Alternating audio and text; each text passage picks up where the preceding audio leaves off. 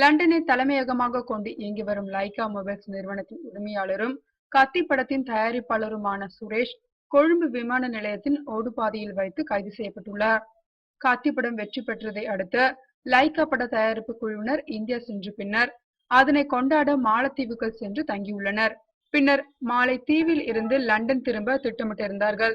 இந்த நிலையில் அவர்களது விமானம் கொழும்பு கட்டநாயக்க விமான நிலையம் சென்று அங்கிருந்து லண்டன் புறப்பட தயாராக இருந்துள்ளது.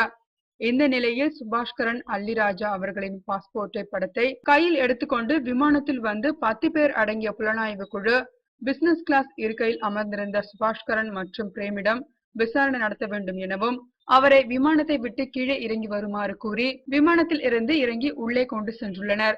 30க்கும் மேற்பட்ட கத்தி திரைப்பட குழுவினர் அந்த விமானத்தில் இருந்துள்ளனர். அவர்கள் எவ்வளவோ தடுக்க முற்பட்டும் அவர்களால் எதுவும் செய்ய முடியவில்லை. இந்த நிலையில் சுபாஷ்கரன் கைது செய்யப்பட்டது ஏன் என்று தெரியாத நிலையில் அவர்களிடம் விசாரணை மேற்கொள்ளப்பட்டு வருகிறது. மேலும் அவர்களை பயணம் செய்யவிருந்த விமானம் லண்டன் நோக்கி புறப்பட்டது குறிப்பிடத்தக்கது.